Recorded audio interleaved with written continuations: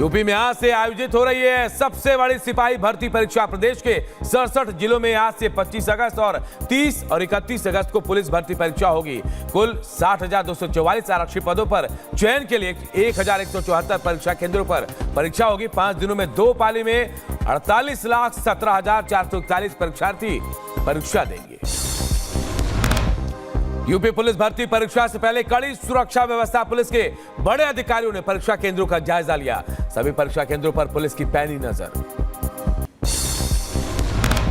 UP में police भर्ती परीक्षा से पहले सोशल मीडिया पर पेपर लीक होने की अफवाह, फर्जी प्रश्नों को वायरल कर क्यूआर कोड के जरिए मांगे जा रहे पैसे। लखनऊ में यूपी पुलिस भर्ती बोर्ड ने एफआईआर दर्ज कराई।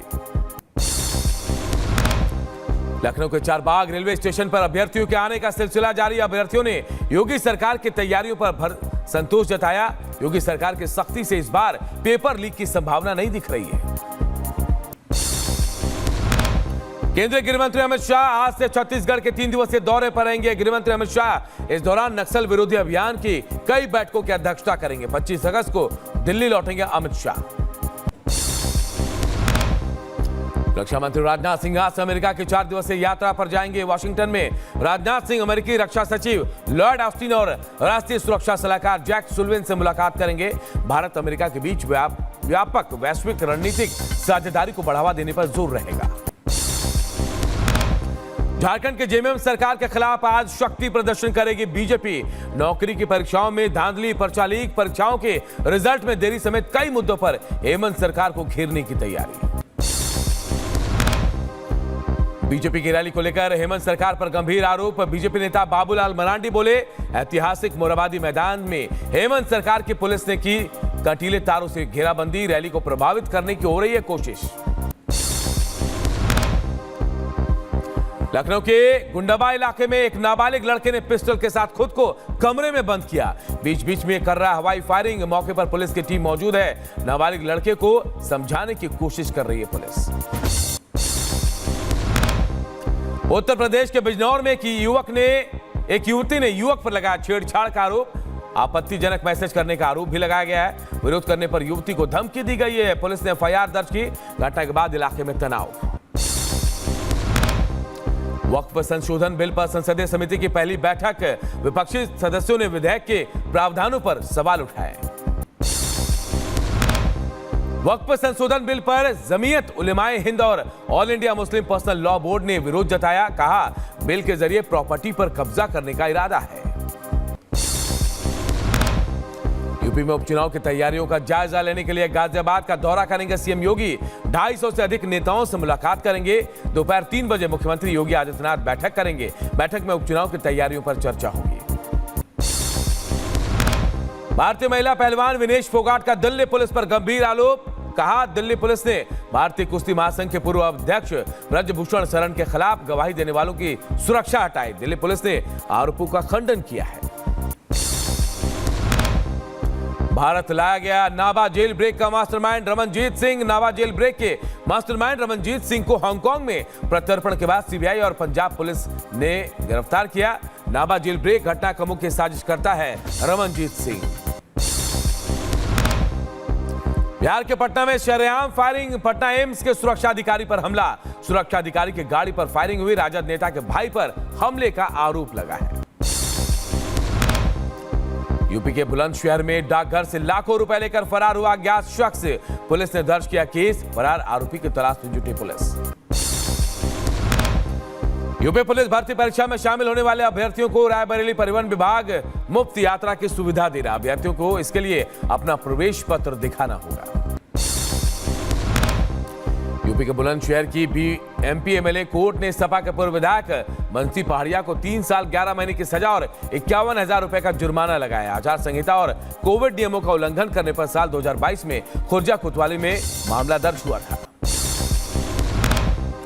यूपी के बदायूं में कार सवार दंपति और बच्चों पर लोगों ने हमला किया। कार को ओवरटेक करने को लेकर बहस हुई थी। ग्रामीणों ने महिलाओं के साथ मारपीट भी की है। यूपी के बांदा में लोटा छूने पर दबंग बाप बेटे ने दलित महिला के साथ मारपीट की। महिला को जाति सूचक गालियां देने का आरोप लगा है। पीड़ित महिला दबंग बोरवेल से पानी लेने गई थी। यूपी के बदायूं में संदिग्ध परिस्थितियों में फांसी के फंदे पर लटका मिला युवक का शव। पुलिस ने शव को कब्जे में लेकर छानबीन शुरू की। यूपी के शामली में खेत में चारा लेने गई 40 साल की महिला की दुष्कर्म के बाद हत्या। महिला का शव मिलने के बाद परिजनों ने लगाया गैंगरेप का आरोप। पुलिस ने दर्ज किया केस। यूपी के बरेली में रिश्वतखोर दारोगा पर एसएसपी ने कड़ी कार्रवाई की है। एसएसपी के आदेश पर दारोगा के खिलाफ केस दर्ज किया गया। गिरफ्तारी के आदेश भी दिए गए हैं। यूपी के बदायूं में पुरानी रंजिश को लेकर दो पक्षों में मारपीट हो गई है। मारपीट का वीडियो सोशल मीडिया में वायरल हो रहा है। शाहजहांपुर में 3 साल के मासूम बच्चे के गले में भुना चना फंस जाने से मासूम बच्चे की मौत। परिजनों का रो रो कर बुरा हाल। पाकिस्तान के रहीम यार खान जिले में डकैतों ने रॉकेट से हमला किया। 11 पुलिसकर्मियों को उतारा मौत के घाट। कई गंभीर रूप से घायल। मौके से फरार हुए हमलावर डकैत। बांग्लादेश के पंचगढ़ जिले में हिंदुओं के घर पर हमला। उपद्रवियों ने हिंदुओं के कई घरों को फूका। घटना से इलाके में हिंदुओं में दहशत का माहौल। बांग्लादेश में नहीं थम रहे हिंदुओं पर अत्याचार। हिंदू लड़की को बनाया गया बंधक। नौकरी छोड़ने के लिए किया गया मजबूर। त्याग पत्र नहीं देने पर हिंदू लड़की को किया गया प्रताड़ित। बांग्लादेश में हिंदू मंदिर पर फिर हमला। बांग्लादेश के बरिसाल जिले में रात को अज्ञात बदमाशों ने एक प्रसिद्ध हिंदू मंदिर में आग लगा दी। आग के कारण मंदिर क्षतिग्रस्त हो गया। बांग्लादेश में हिंदुओं पर हो रहे हमले से दहशत का माहौल। इस्कॉन के कई नेताओं साधुओं ने पत्रकारों के सामने इंसाफ की गुहार लगाई है। हिंदुओं का आरोप है कि साजिश के तहत उन्हें परेशान किया जा रहा है। यूक्रेनी राष्ट्रपति जेलेंस्की ने सीमा क्षेत्र का पहला दौरा किया। राष्ट्रपति जेलेंस्की पहली बार उस इलाके में गए जहां से यूक्रेन की सेना रूस के अंदर घुसी थी। दर्जनों यात्रियों को, अपने लोगों को रूस की सेना ने छुड़ा लिया था। दक्षिणी रूस के क्रास्नाडोर क्षेत्र में यूक्रेन ने रेलवे को बनाया निशाना। मिसाइल हमले में किया ईंधन ले जा रहे रेलवे फेरी को भारी नुकसान हुआ। आग का गोला बनी। बमबारी के बाद रेलवे फेरी में लगी भीषण आग। यूक्रेन ने वोल्गोरोड क्षेत्र में रूसी एयरबेस पर ड्रोन से हमला किया। ईंधन और ग्लाइड बमों के भंडारण स्थल पर यूक्रेन ने निशाना साधा। रूस को भारी नुकसान। दक्षिण इजराइल के किबुत्ज नीर ओज में अंतिम संस्कार में सैकड़ों परिवार शामिल हुए। इजरायली सेना ने कहा सुरक्षा बलों ने दक्षिणी गाजा में रात भर चले अभियान के दौरान बरामद किए थे कई शव। वेस्ट बैंक शरणार्थी शिविर में घातक इजरायली हमले के बाद की तस्वीरें सामने आई। इजरायली हमले के बाद खंडर बने सैकड़ों मकान। इजरायली सेना ने गुरुवार को शरणार्थी शिविर पर हमला किया था। लेबनान इजरायल सीमा पर हुई भारी गोलीबारी। इजरायली सेना ने लेबनान के कई गांवों को निशाना बनाया। हिजबुल्लाह ने भी इजरायल पर किया पलटवार। हिजबुल्लाह ने इजरायली सीमावर्ती शहर मेटुला पर बमबारी की। दक्षिणी रूस के एयरबेस पर यूक्रेन ने की भीषण बमबारी। हमले के बाद आसमान में धुएं का गुबार दिखा। रूसी एयरबेस पर हमले का वीडियो सामने आया। थाईलैंड की राजधानी के पास बदलती भूमि में एक छोटे विमान के दुर्घटनाग्रस्त होने से 9 लोगों के मारे जाने की खबर। उड़ान भरने के 11 मिनट के बाद ही विमान का रेडियो और रडार से संपर्क टूटा। बताया जा रहा है कि विमान में 7 यात्री और 2 पायलट सवार थे।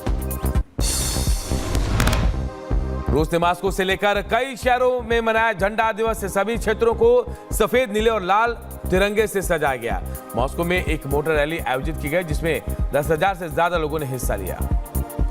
बात मध्य प्रदेश की करते हैं। मोहन सरकार योगी मॉडल को अपना रही है। जी हां, जिस तरह से उत्तर प्रदेश में योगी आदित्यनाथ ने दंगाइयों का सफाया करने के लिए बुलडोजर एक्शन दिखाया, वैसा ही एक्शन अब मध्य प्रदेश में हो रहा है। दंगाइयों से निपटने के लिए मोहन सरकार लगातार बुलडोजर एक्शन चला रही है। देखिए रिपोर्ट।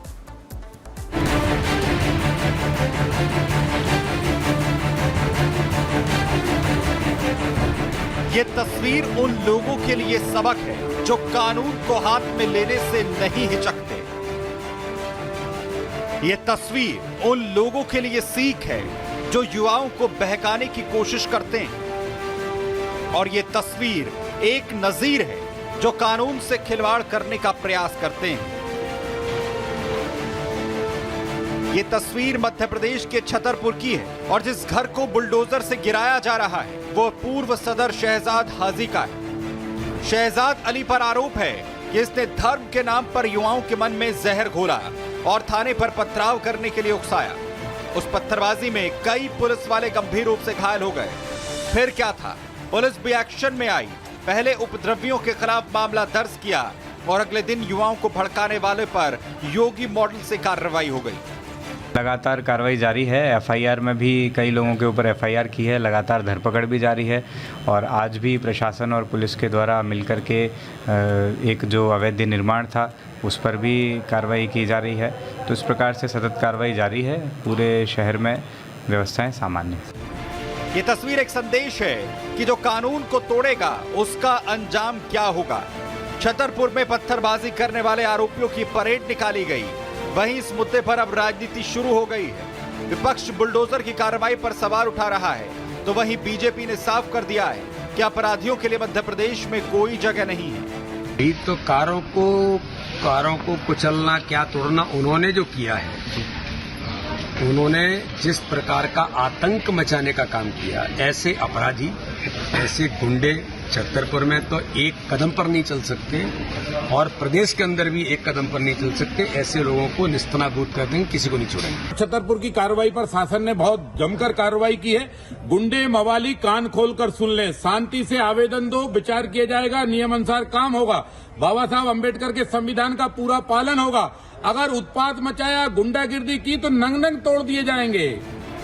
पत्थरबाजी मामले में एक और आरोपी के अवैध मकान पर बुलडोजर चलाया गया है।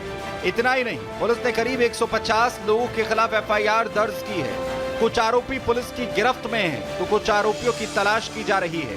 और ऐसे में साफ है कि अपराधी कितना भी रसूख वाला क्यों ना हो, मोहन सरकार में कानून तोड़ने वालों की खैर नहीं।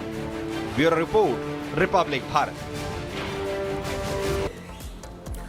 और यूपी पुलिस सिपाही भर्ती परीक्षा आज से शुरू हो रही है। 1174 केंद्रों पर यह परीक्षा आयोजित की जा रही है। इससे जुड़ी एक रिपोर्ट आप सबको दिखाते हैं।